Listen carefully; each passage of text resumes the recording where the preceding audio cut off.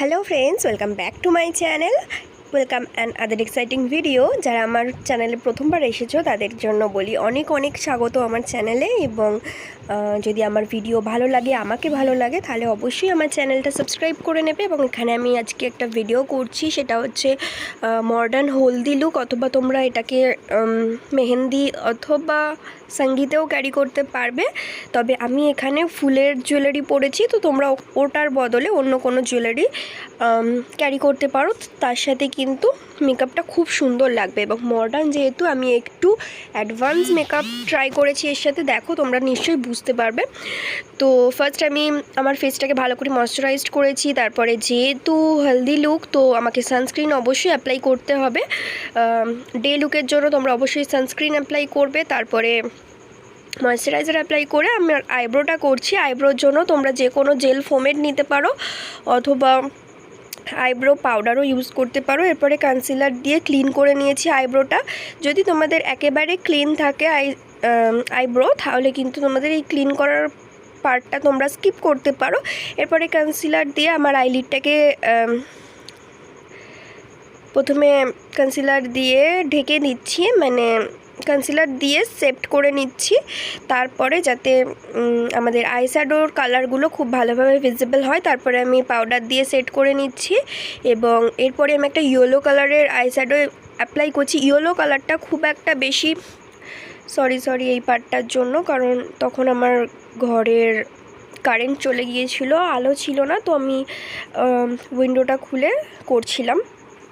তো যাই হোক তো ইয়েলো কালারটা খুব একটা ভিজিবল হয় না তো ট্রাই করবে একটু ভালো প্যালেট ইউজ করার এবং ইয়েলো কালারটা তোমাকে বারবার বিল্ড আপ করতে হবে যাতে বেশি করে ভিজিবল হয় এবং আমার আইশ্যাডোটা ভালোভাবেই পিগমেন্টেডটা বোঝা যাচ্ছিল বাট ক্যামেরায় খুব একটা ভালো আসছিল না বলে আমি বারবার ধরে বিল্ড করেছি তো তারপরে আমি একটা অরেঞ্জ শেডার অ্যাপ্লাই করছি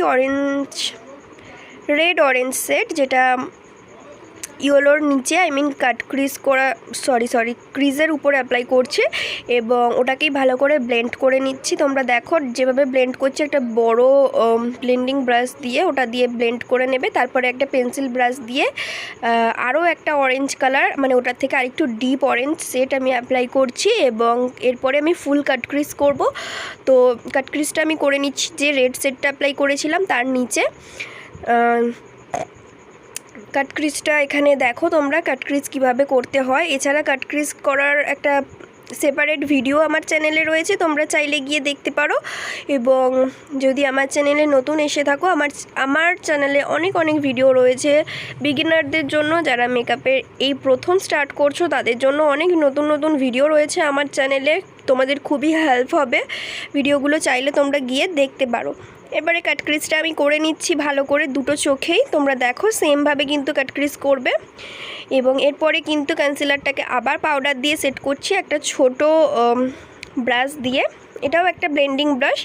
এরপরে দেখো আমি একটা পেন্সিল ব্রাশ নিয়েছি যেহেতু এখানে কাট ক্রিজের মধ্যেই আমরা কালারটাকে দেব তার জন্য কিন্তু বড় ব্রাশ ইউজ করলে হবে না তোমাদের সবসময় ছোট ব্রাশ ইউজ করতে হবে মানে যেটার টিপটা খুব ছোট হয় যাতে কালারগুলো ঠিকঠাক জায়গায় ডিপোজিট করা যায় তার জন্য প্রথমে আমি একটা পার্পল কালার নিয়েছি তারপরে আরও একটি লাইট পার্পল কালার দিয়েছি এবং এরপরে পিঙ্ক এবং ইয়েলো সেটটা একদম কর্নারের দিকে দিচ্ছি দেখো তোমরা দেখলেই বুঝতে পারবে কিভাবে আমি কালারটা ডিপোজিট করছি আমি কিন্তু এখন ব্লেন্ডও করছি কালারটা ডিপোজিটও করছি তো এইভাবে তোমাদের প্রত্যেকটা কালারকে মিক্স করে দিতে হবে যাতে কোনো কালারের হার্স লাইন বোঝা না যায় এরপরে কিন্তু আমি একটা কাজল ইউজ করেছি তোমরা চেষ্টা করবে কাজল যেন স্মাচ প্রুফ হয় এবং ওয়াটারপ্রুফ হয় নাহলে কিন্তু এই মেকআপটার সাথে যদি কাজলটা তোমার স্মাচ করে যায় ভালো লাগবে না এবং নিচে কাজলটাতেও আমি একটু পিঙ্ক আর পার্পল কালার দিয়ে স্মাচ করেছি ভালোভাবে এবং এখানে আমি একটা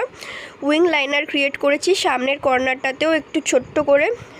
কর্নার করছি এবং দুটো চোখে আমি কমপ্লিট করে নিয়েছি তো এরপরে আমি ইউজ করছি একটা স্টোভ ক্রিম মানে স্টোভ ক্রিম না এটা হচ্ছে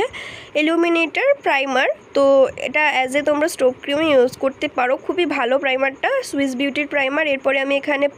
ফাউন্ডেশন ইউজ করে নিয়েছি তো চেষ্টা করবে ব্রাশ দিয়ে ব্লেন্ড করার তাহলে তোমরা ফুল কভারেজ পাবে ফাউন্ডেশন যে কোনো ফাউন্ডেশনেরই ভালো কভারেজ পাওয়ার জন্য ব্রাশ ইউজ করো। এরপরে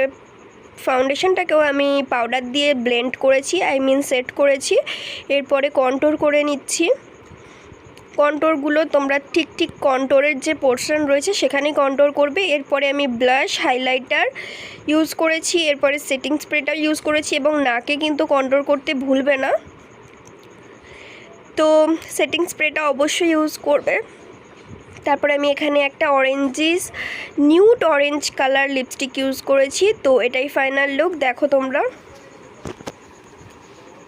কেমন লাগলো অবশ্যই আমাকে জানাবে এবং কমেন্ট করে জানিও কেমন লাগলো। আর যদি এখনও সাবস্ক্রাইব না করে থাকো তাহলে অবশ্যই সাবস্ক্রাইব করে নেবে এবং তোমার ফ্রেন্ডস আর ফ্যামিলির সাথেও ভিডিওটা শেয়ার করতে পারো।